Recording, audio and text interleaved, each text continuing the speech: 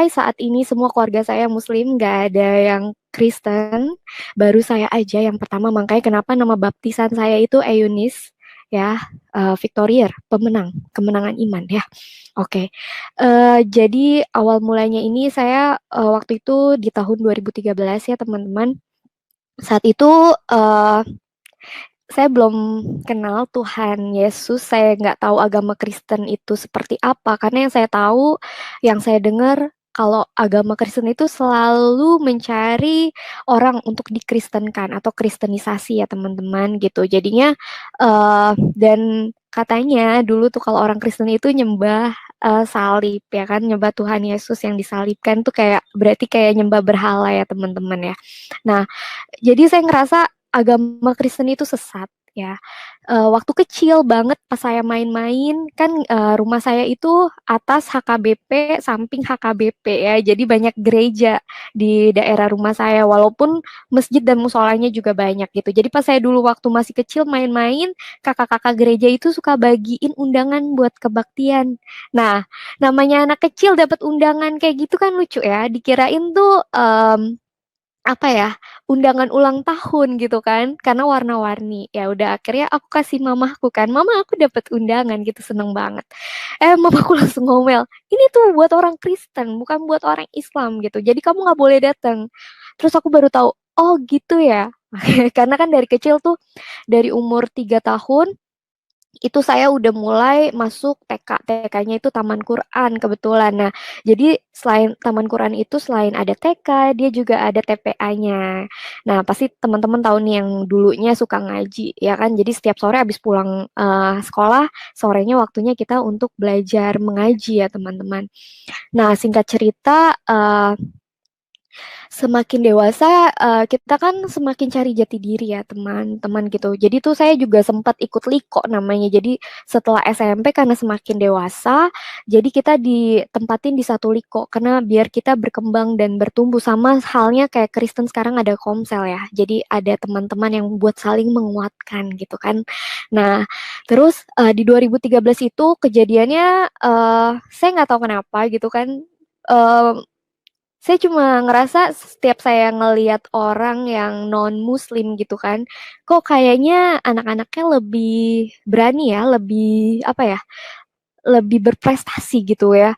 Saya nggak tahu kenapa gitu. Makanya saya dulu enak kali ya punya pacar gitu kan, pacar yang non-muslim gitu. Nah, dijawab sama Tuhan beneran dikasih pacar yang Katolik gitu, non-muslim. Nah, singkat cerita, gara-gara saya pacaran sama dia ini nih gitu kan, Eee, saya sempat nemenin dia ke gereja Katolik, tapi pas saya di gereja Katolik itu, saya ngerasa kok aneh banget, bener nggak nih ya gue boleh masuk ke sini? Duh jadi Kristen nggak ya gue gitu kan. Nah akhirnya saya baca-baca tuh istighfar terus kan, nah ya kan. Nah abis itu saya udah nggak mau lagi, saya bilang, "Ah lu jangan ajak-ajak gue ke situ lagi, gue nggak mau," gitu. Karena sempat juga ada sepupu saya lihat, saya masuk gereja gitu, karena waktu itu kebetulan di gereja itu selain gereja dia juga ada kayak, klinik ya. Jadi waktu itu saya mau ngambil, vitamin buat oma opanya dia. Saya ke sana nemenin dia buat ambil vitamin itu, tapi sepupu saya lihat, jadi dikirain saya, ke gereja itu untuk ibadah. Makanya dari situ saya disidang lagi, disidang. Padahal saya waktu itu masih sekolah ya, masih SMA gitu. Jadi kayaknya kalau untuk ke tahap serius juga nggak kepikiran kan. Nah, dan saya juga berpikir, "Oh, jangan sampai gue yang masuk, harusnya lu nih yang masuk ke gue," gitu kan. Nah, akhirnya, saya nggak pernah mau ke situ lagi, namanya anak muda ya, suka banget jalan-jalan di mall. Nah, hari Minggu kebetulan itu saya emang suka makan di luar kan sama pacar saya ini. Nah, akhirnya saya makan di luar tuh di salah satu mall di Jakarta. Terus di situ tuh ada gereja karismatik besar banget ya kan, karena kan namanya di dalam mall. Nah, yang ke sana itu rata-rata rapi-rapi, cantik-cantik, ganteng-ganteng gitu. Saya tanya sama dia, "Eee, itu apa ya?" Gitu kan. "Kok rame banget di situ lagi ada acara apa ya?" Gitu. Terus ternyata dia bilang, "Itu nggak ada event apa-apa, itu gereja," gitu kan. "Oh gereja, kok gereja di dalam mall ya?" Gitu kan. "Ya udah yuk ke sana yuk, kan lu juga belum gereja," gitu. Nggak tahu kepanggil aja hatinya buat masuk ke dalam. Nah, kayak akhirnya kita masuk ke dalam dan ternyata di situ kan dapet minyak urapan, terus dapat juga, hostia, terus habis itu juga anggur. Nah, itu dulu saya kayak megang itu tuh kayak, "Ini minyak apa ya? Minyak babi bukan ya?" Gitu kan, saya nggak tahu ya. Jadi takut juga buat makainya ya. Nah, habis itu, eee saya udah masuk ke dalam dan pas banget khotbah pertamanya itu tentang pergumulan sama orang tua. Jadi walaupun, orang tua kita nggak terima kita, dengan keputusan kita gitu, tapi kita harus sabar, harus kita juga kasih pengertian berulang-ulang gitu. Karena nantinya juga orang tua kita bisa paham dan bisa menerima setiap keputusan kita. Saya nggak tahu kenapa firman pertamanya itu, saya ngerasa saat itu dapat penguatan karena saya punya teman dekat ini kan non-muslim dan keluarga saya itu nggak terima karena takut saya ikut sama dia gitu. Nah, ya udah kan akhirnya saya ngerasa tenang, damai, sejahtera, dengerin, lagu-lagunya juga lagu rohaninya tuh luar biasa ya teman-teman.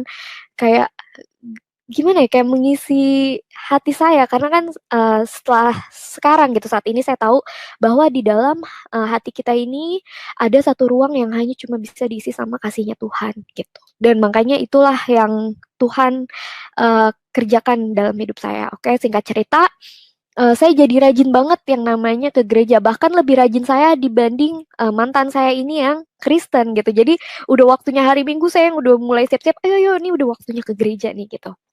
Nah, abis itu, ngumpet-ngumpet kan, akhirnya saya putus sama dia, nggak lama saya putus gitu, tapi saya tetap ke gereja sendirian, walaupun sendirian. Nah, saya tetap pilih gereja yang besar, kenapa? Karena saya cuma mau dengerin firman-Nya. Saya cuma mau dengerin firman-Nya karena setiap saya dengerin firman-Nya, saya kayak dapat kekuatan yang baru, gitu. Saya mau dan dapat pengajaran yang baru dan itu, saya merasa, apa ya, saya jadi bertumbuh gitu, saya menjadi orang yang lebih baik menurut saya pribadi gitu, saya jadi lebih sabar. Nah, akhirnya, eee, setelah gereja sendirian, terus temen saya, cici-cici nih ceritanya kan, karena kita udah deket gitu kan, jadi kayak kakak sendiri, dia bilang, "Dek, mau ikut nggak di gereja saya?" Gitu kan, ada kelas pemulihan, namanya SPKP. Nah, kan dia bilang, "Kita nggak tahu apakah pola asuh kita, waktu masih kecil gimana, ada luka apa enggak," gitu. Siapa tahu ada luka yang emang harus disembuhkan. Nah, saya ngerasa, "Wah, saya butuh nih. Oke, saya ikut kelas ini ya, Ci, ya," gitu, oke. Akhirnya saya didaftarin ke kelas SPKP tersebut ya, teman-teman.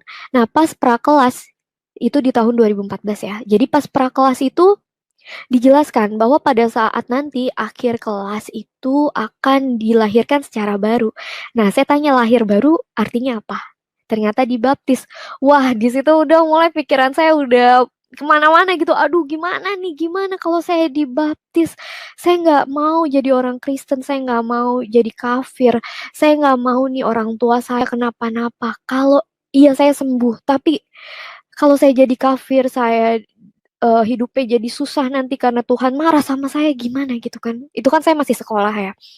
Karena ajaran doktrin agama di keluarga saya itu lumayan kuat gitu. Bahkan dulu sempat waktu kecil nenek saya bilang kayak gini, "Kamu kan orang Islam tuh nggak boleh punya mukena cuma satu, harus punya banyak," dibilang kayak gitu. Jadi emang bener-bener yang kuat banget. Jadi kalau setiap mau pergi harus baca ini, baca itu, baca ini, baca itu gitu, banyak banget pokoknya.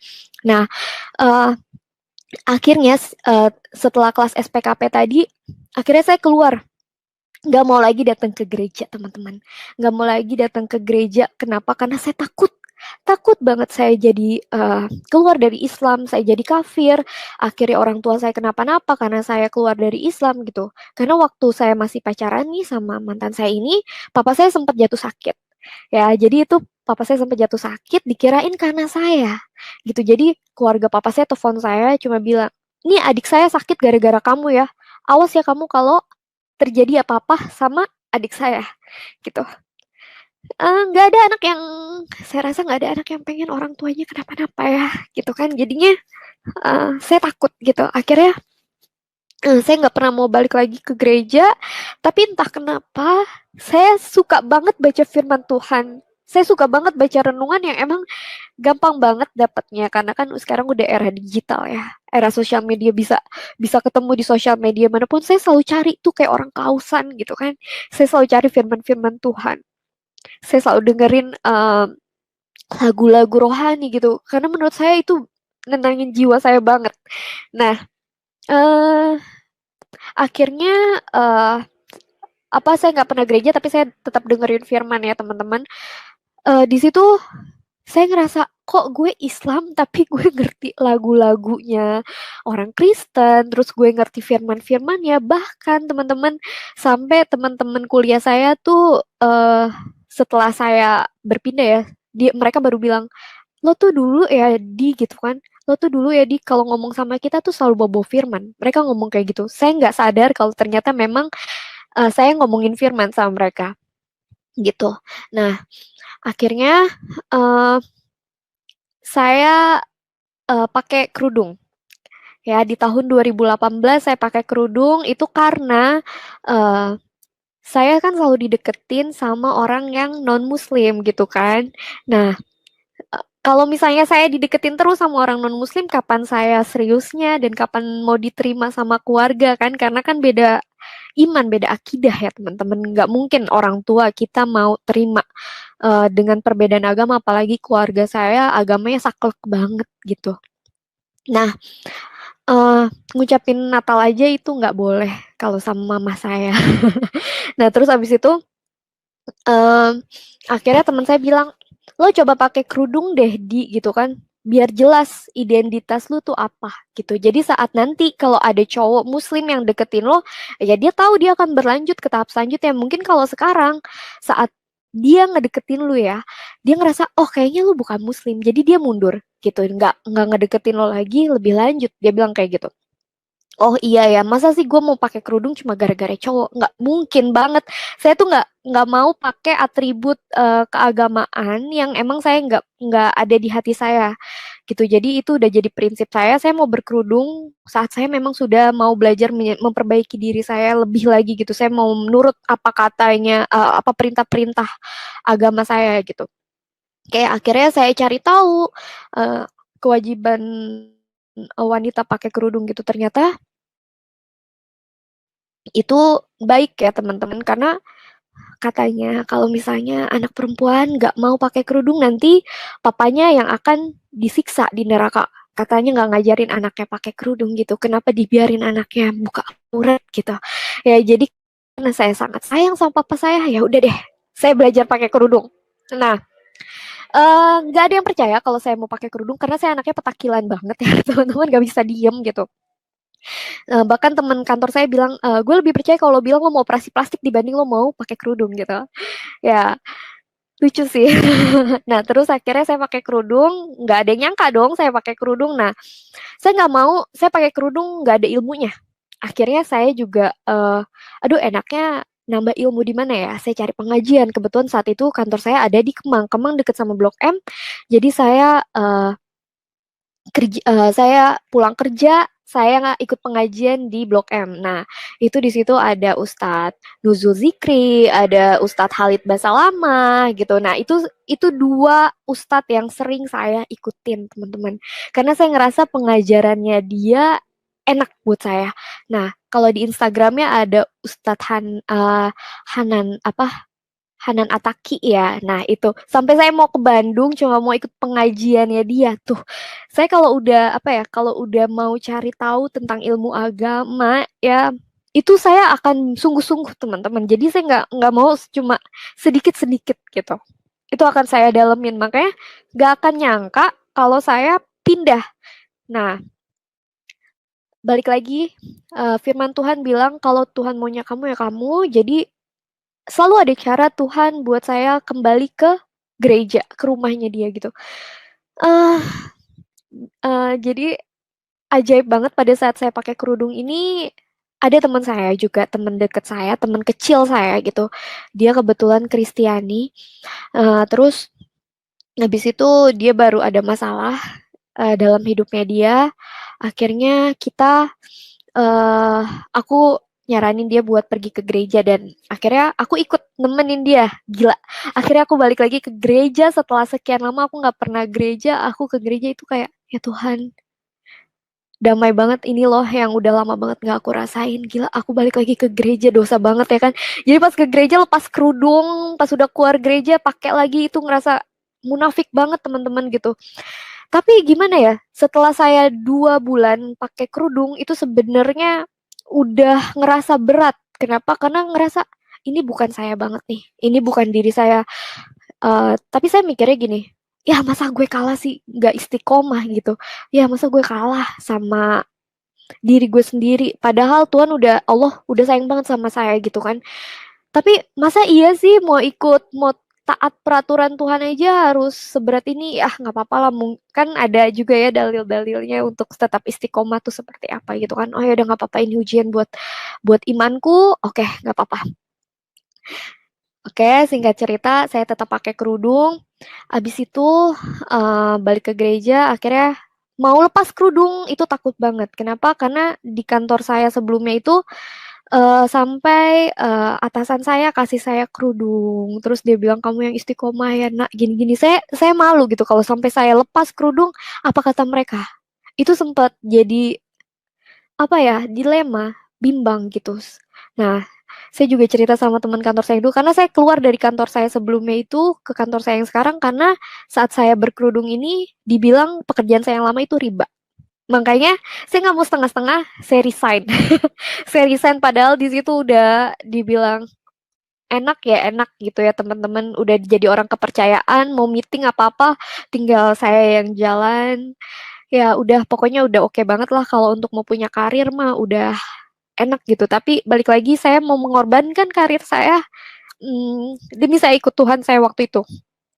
Oke, jadi saya keluar dari sana sampai saya cerita akhirnya sama teman saya gitu kan, tentang kebimbangan hati saya, kebimbangan iman saya sama teman saya yang di kantor lama ini. Dia sampai bilang, "Enak banget ya lu Ju," gitu kan. Saya kan dipanggil di Ju juga. "Enak banget ya lu Ju, lo kalau bulan puasa nih lagi bulan puasa," pas banget itu kemarin, sharing juga pas bulan puasa sama dia. "Lo giliran bulan puasa bilang mau Kristen biar nggak puasa ya lo," gitu. Jadinya, entar pas lebaran baru lo Islam lagi ya biar dapet THR gitu kan. Aduh nggak sedangkal itu gitu kan. Akhirnya saya lepas kerudung, mama saya marah banget, tapi mau gimana lagi saya bilang, "Ini diri saya sebenarnya, saya nggak mau, saya nggak mau munafik," gitu. Sebenarnya saya udah nggak nyaman, tapi saya pakai untuk menyenangkan siapa? Saya nggak tahu gitu, ya kan. Saya yakin Tuhan saya tahu saya tetap, percaya sama Dia, saya mengimani Dia gitu, saya taat sama Dia, saya takut sama Tuhan saya gitu. Jadi saya yakin, atribut saya itu nggak mempengaruhi, eee, iman saya sama Tuhan saya saat itu. Nah, terus akhirnya, eee, saya lepas, mama saya yang marah, sempet 1 bulan saya nggak pulang ke rumah karena dicuekin sama mama juga karena takut. Akhirnya, pas pulang, ditelepon papa, "Pulang dong, kamu udah lupa ya nggak punya rumah," kata papa saya gitu kan. Kebetulan saya emang lebih dekat sama papa saya dibanding sama mama saya. Kan papa juga kangen nih sama anak papa, ya udah karena, oh udah ngomong kayak gitu, ya udah saya pulang. Pas pulang, udah masih didiemin sama mama saya gitu kan. Tapi pas mama nggak ada, pergi, papa cuma bilang, "Papa nggak apa-apa, kamu lepas kerudung, nggak masalah buat papa, yang penting hati kamu. Kamu tetap jalanin sholat, kamu takut sama Tuhan, kamu hidup nggak macem-macem." Udah itu kata papa saya. Ya udah, karena udah dapet kayak gitu dari papa saya, ya udah saya juga udah nyaman ya, udah tenang. Jadi saya juga mau balik ke gereja juga udah enak gitu kan, saya udah nggak perlu ngerasa munafik lagi gitu, karena, saya udah lepas kerudung gitu. Nah akhirnya, eee, setelah saya, lepas kerudung, itu saya kan ke gereja itu kalau saya lagi di Jakarta aja mau balik ke tempat saya sekarang, itu ngelewatin ada gereja jadi saya, sempetin buat ibadah dulu baru saya pulang ke kosan saya gitu. Nah di situ, saya akhirnya browsing gitu, gimana ya caranya biar saya nggak pulang saya tetap bisa gereja, gitu. Nah itu Tuhan tunjukin jalan juga sama saya. Nah, Tuhan tunjukin jalan sama saya, akhirnya saya ada di gereja saya sekarang ini. Nah, eee, akhirnya saya juga putusin buat ikut Tuhan Yesus itu pas tahun 2019 Desember itu, saya kayak orang depresi, teman-teman. Jadi dari awal Desember, itu saya kayak galau banget, padahal nggak ada masalah apa-apa, saya ngerasa hidup saya sepi banget. putus asa banget, pokoknya kering, kering banget gitu, kayak orang udah nggak ada harapan hidup gitu. Jadi ke kantor pun nggak ada senyum-senyumnya. Sampai supervisor saya bilang, kamu tuh kalau pagi senyum kayak gitu kan. Muka tuh ditekuk aja sampai kayak gitu supervisor saya nggak tahu, saya nggak ada damai sejahtera karena setiap jam 2 pagi itu saya pasti kebangun dan saya ngerasa saya sendirian. Saya nggak pernah ngeluh anaknya sampai saya teleponin mama saya bilang, aku nggak tahu kenapa kayak gini, aku sendirian gitu kan, aku mau pulang gitu kan. Terus kata mama saya, "Ya udah, kamu pulang aja. Mama masih bisa kok kasih makan kamu gitu. Keluar aja dari kantor gitu." Nah, seandainya saat itu saya nyerah sama hidup saya gitu, mungkin sekarang saya pengangguran dan saya nggak jelas hidup saya gitu. Tapi karena dari kecil saya udah hidupnya berjuang gitu ya, Kak. Nah, karena kan papa saya juga kena PHK dulu waktu tahun 98 ya. Papa kena PHK dari yang hidupnya baik-baik aja jadi mulai apa ya, mulai sederhana ya teman-teman gitu. Jadi yang tadinya kemana-mana gampang, tapi sekarang kayak mau jajan aja tuh saya mikir. Nah, saya kan anaknya emang sensitif banget dan perasa gitu. Jadinya tuh udah cengeng banget ya. Nah, jadi saya nggak mau ngeberatin papa mama saya. Jadi saya nggak pernah eh, ngeluh gitu. Bahkan saya dapat kerjaan pun itu saya nggak pernah eh, bilang sama papa mama saya. Mereka taunya pada saat saya udah dapat kerjaan aja. Bahkan saya lulus kuliah pun, saya sidang pun itu saya nggak bilang gitu. Mereka taunya pas saya udah lulus. Jadi mama papa saya tuh tahu pas udah dapat undangan saya wisuda. Nah, karena kebetulan puji Tuhan ya dapat beasiswa juga kuliah gitu. Jadinya nggak terlalu ngeberatin orang tua, puji Tuhan.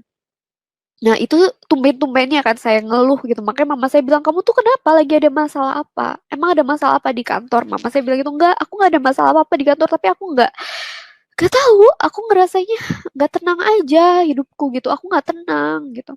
Ya udah pulang aja kalau emang nggak kuat lagi ya udah pulang gitu. Cuma saya nggak mau. Saya ngerasa, aduh, cemen banget sih. Masa kayak gini aja gue kalah, ya kan? Ya udah akhirnya saya jalanin terus saya jalanin sampailah tanggal 24 Desember 2019.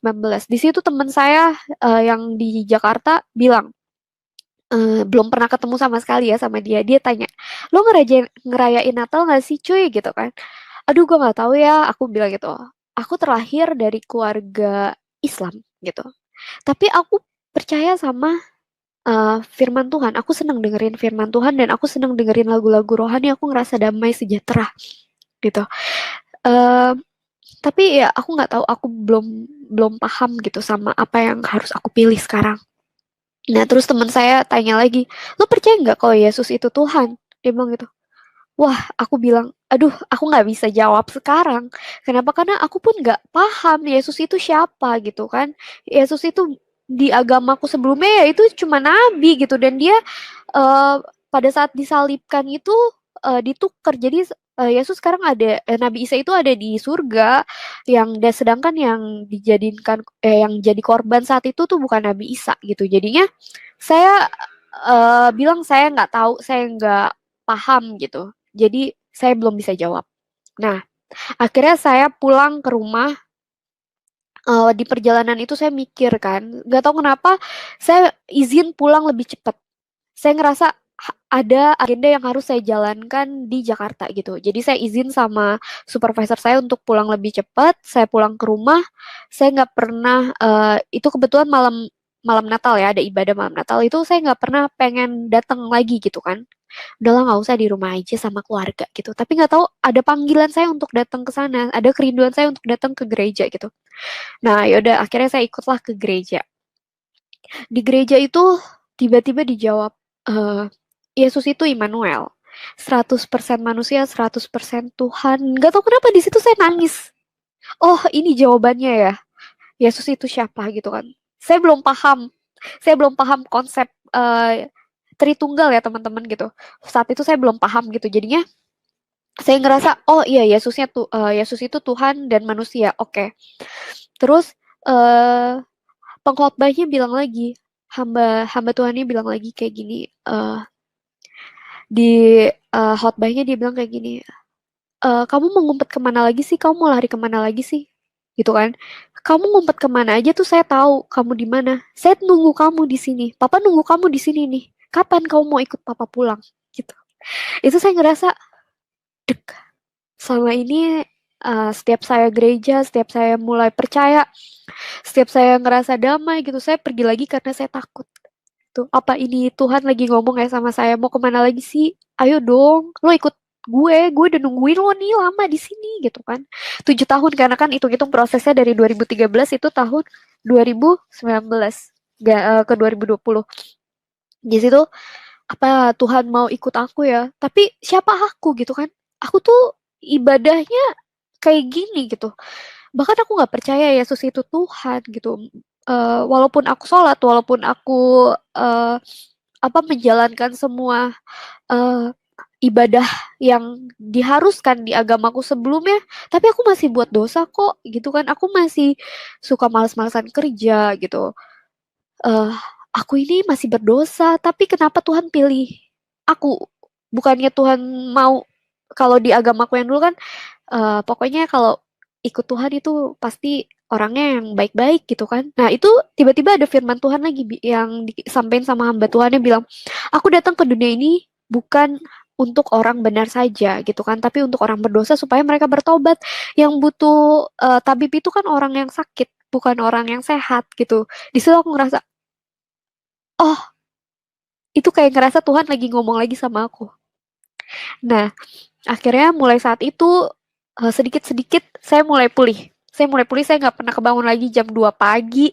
Saya nggak pernah nangis lagi. Setiap hari itu saya setiap hari nangis. Karena galau, nggak tahu kenapa galau, kenapa juga saya nggak paham kenapa gitu kan. Nah, mulai dikuatin sama Tuhan.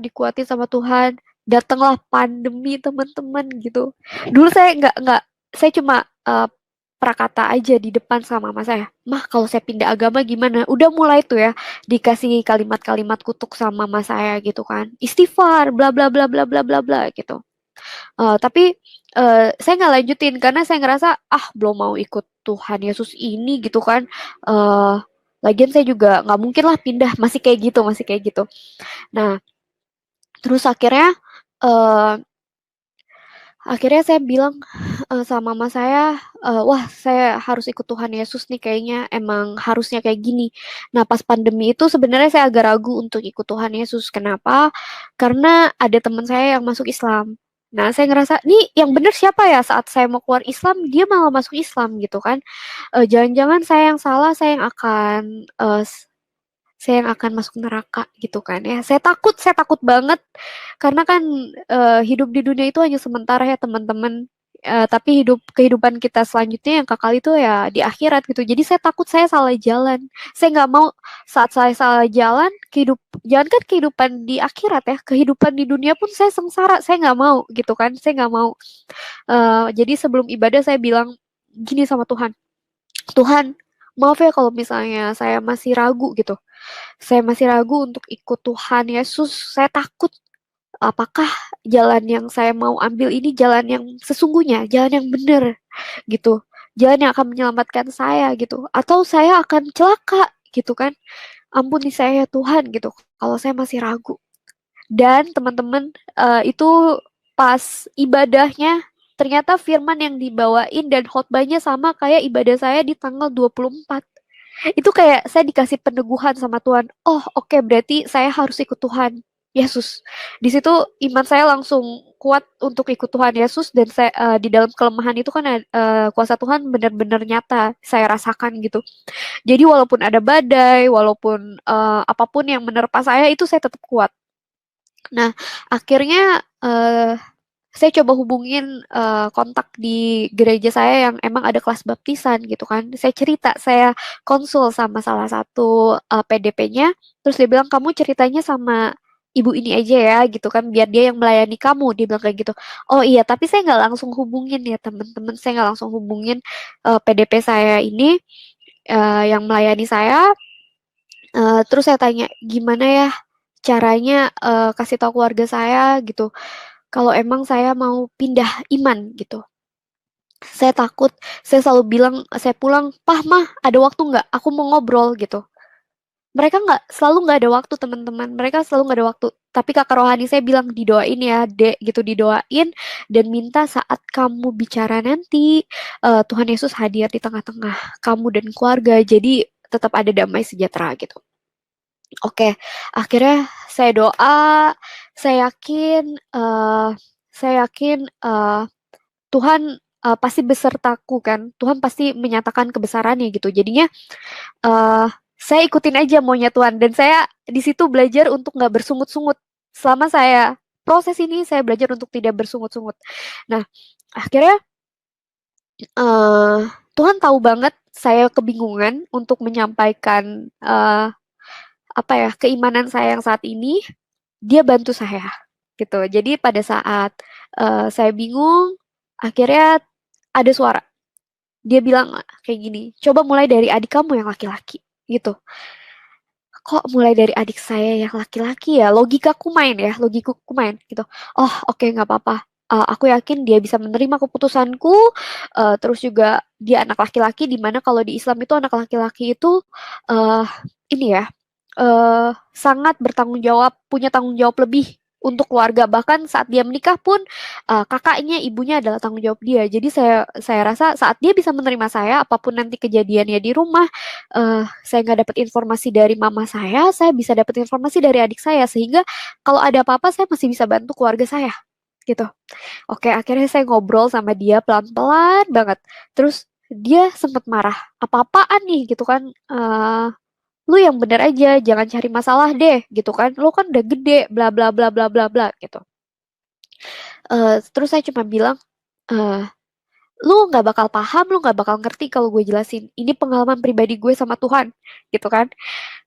Kalau lu nggak ngalamin Tuhan, apa yang gue omongin nggak akan masuk, gitu. Dan lo pasti menyangkal. Jadi buat apa gue jelasin sama lu? Ya udah, akhirnya dia bilang, oh ya udah, oke, gue tetap nggak terima. Tapi ini hidup lo, pilihan lo. Yang penting lo jangan bikin malu keluarga. Terus juga lo hidup benar.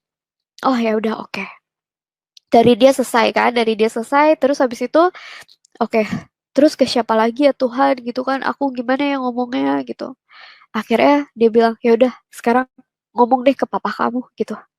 Nah, ngomongnya nggak secara langsung, tapi lewat telepon. Kenapa? Karena papa saya saat itu lagi di luar kota di tempat kakak saya di daerah Jawa Barat. Saya telepon papa saya, Pak, aku boleh ngobrol nggak, Pak? Gitu. Iya boleh. Kenapa? "Eh, Pak, aku mau keluar dari Islam gitu. Aku mau jadi orang Kristen, Pak. Gitu kan ya. Terus papa saya coba bilang, ini yang papa takutin gitu. Mungkin papa saya udah feeling ya, udah feeling. Ini yang papa takutin.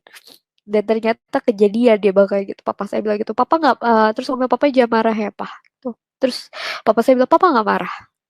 Papa cuma sedih. Papa nggak tahu nanti mau ngomong apa sama nenek, sama kakek kamu gitu. Kalau papa ketemu di akhirat nanti, kenapa cucu gue kok keluar dari Islam? Kenapa cucu gue kok jadi orang kafir gitu kan? Sedangkan keluarga saya lumayan terkenal keislamannya di lingkungan rumah saya gitu. Terus akhirnya ya udah kamu pikir-pikir lagi aja nanti kita ngobrol lagi kata papa saya. Ya udah oke. Ya udah kan. Itu saya udah mulai ikut kelas baptisan ya teman-teman. Itu waktunya udah deket di mana saya harus dibaptis. Nah akhirnya terakhir nih tinggal ngomong ke mama kan karena menurut saya yang paling penting adalah keluarga inti saya tahu dulu keluarga besar saya tahu belakangan juga nggak masalah gitu karena kan yang penting keluarga inti saya tahu apa yang menjadi keputusan saya gitu. Akhirnya soalnya saya bilang sama kakak rohani saya gini, saya nggak mau dibaptis sampai keluarga saya tahu iman saya yang sesungguhnya. Walaupun nanti saya dapat penolakan, seenggaknya keluarga saya tahu iman saya. Jadi di rumah mereka saat saya di rumah gitu mereka nggak nyuruh saya sholat lagi. Saya juga berat rasanya saat saya disuruh sholat, tapi hati saya nggak di situ gitu. Saya nggak menyembah Tuhan yang sama saat mereka ngobrol bercandain tentang agama Kristen gitu. eh saya nggak saya apa ya hati saya sakit juga gitu kan hati saya sakit juga kalau dibilang Tuhannya digantung lah Tuhannya ya itulah gitu kan ya tahu diri lah ya teman-teman gitu jadi eh, akhirnya pas waktunya udah deket tiba-tiba pada saat saya mau ketemu untuk konsultasi nih sama PDP yang melayani saya, mama saya telepon subuh-subuh biasa. Mama saya tuh selalu ngingetin saya belakangan ini gitu. Pas saya mau masuk apa namanya dibaptis itu, mama saya selalu ingetin saya sholat tahajud, ya kan, sholat subuh udah belum gitu. Saya cuma bilang iya udah, pada ya udah gitu. Padahal saya nggak sholat lagi. Nah, akhirnya mama saya bilang sholat nak gitu-gitu kan. Nah, terus aku telepon dong, mah, aku minta maaf sebelumnya, mah. eh aku mau pindah agama. Aku bilang kayak gitu, aku mau pindah keyakinan, mah. Aku udah gak percaya sama keimananku yang sekarang gitu. Terus eh mama saya bilang, iya mama udah tahu. Ajaib gak sih? Ajaib kan ya? Ternyata Tuhan bekerja melalui mimpi ke mama saya gitu. Mama udah tahu. Mama mimpi, kamu mau nyebrang jembatan, di bawahnya tuh ada duri. Kamu mama panggil, gak nengok gitu kan, sampai mama pelukin, kamu gak nengok ke mama gitu. Kamu jalan aja terus. Nah, itu jembatannya mau patah. Mama takut, nak, kamu gak selamat. Sholat ya, nak, gitu kan, sholat ya. Gitu, istighfar yang banyak gitu, istighfar. Itu setan yang lagi ada di kepala kamu gitu. Gitu. Ah, ya udah. Akhirnya aku agak takut juga ya, karena orang tua udah ngomong kayak gitu, aku takut. Akhirnya aku konsultasi lah. Kok mamaku mimpinya kayak gini ya?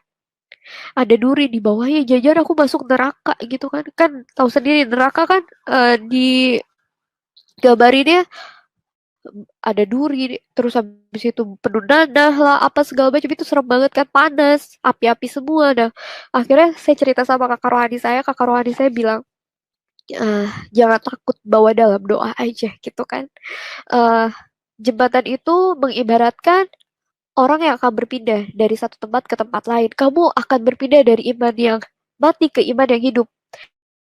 Ya kan? Terang dan gelap itu nggak bisa bersatu. Makanya kenapa jembatan itu harus patah. Kata kakak saya gitu. Dan kenapa ada duri?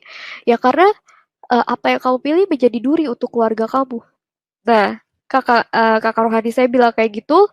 Akhirnya di situ saya udah mulai tentram ya teman-teman. Oh ya, semoga saya percayalah kalau memang saya ikut Tuhan, pasti apapun itu saya bisa lewatin ini dan saya nggak jadi orang yang celaka gitu. Oke, saya bawa dalam doa terus, terus, terus, terus. Nah, terus kan banyak intimidasi juga ya, nggak cuma dari keluarga inti, dari teman-teman kantor, dari teman-teman sekitar, terus juga teman-teman sekolah gitu kan, teman-teman main, dari keluarga yang lain juga sempet telepon-teleponin, sampai saya menghindar, avoid gitu, karena saya ngerasa jangan sekarang gitu. Mungkin kalau sekarang saya ladenin, yang ada akhirnya ada perpecahan besar, yang ada saya tidak menghargai mereka sebagai orang yang lebih tua, tidak menghormati mereka sebagai orang yang lebih tua. Makanya saya mencoba untuk mundur dulu. Saya calm down dulu, saya belajar apapun yang emang mereka tanyakan kepada saya. Karena kan namanya juga Kristen mula-mula gitu kan, masih bingung gitu dengan iman Kristen apa sih gitu kan, dengan pertanyaan di mana Yesus bilang kalau saya Tuhan. Ya aku juga belum baca Alkitab sepenuhnya, jadi juga nggak tahu gitu kan, saya juga nggak paham gitu.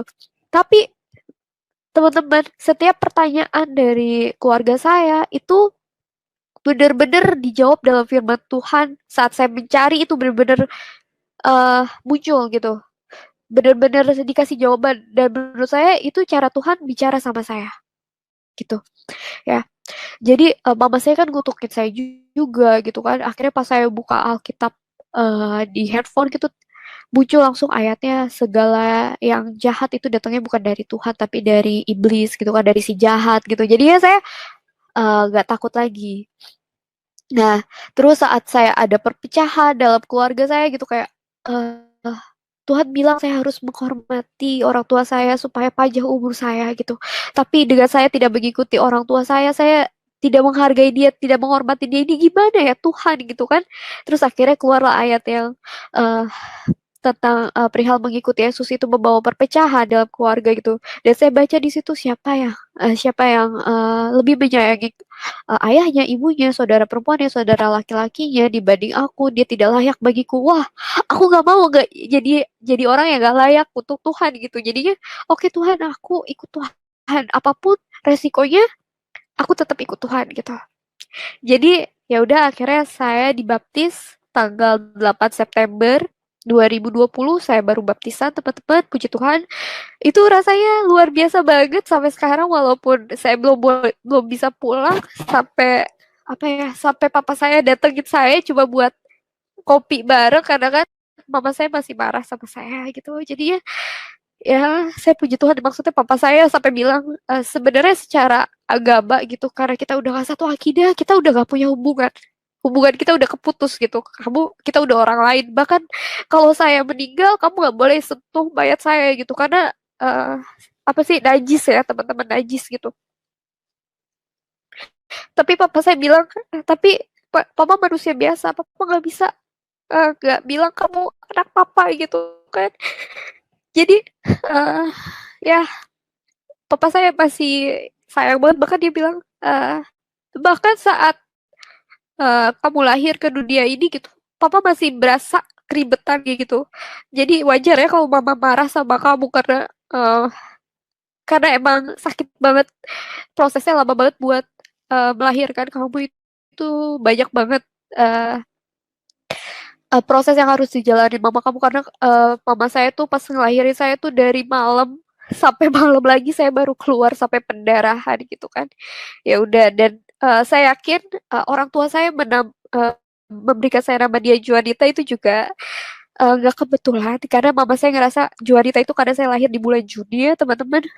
Jadi dikira itu Juanita adalah Juni tapi setelah saya cari tahu artinya ternyata itu apa ya anugerah dari Tuhan gitu dan dia itu kan penerang jadi mungkin memang saya lahir di keluarga saya untuk menjadi penerang untuk keluarga saya dan sekitar kayak gitu ya mungkin segitu dulu aja kali ya kesaksian mungkin nanti kalau mau tanya-tanya boleh oke Pak Yusuf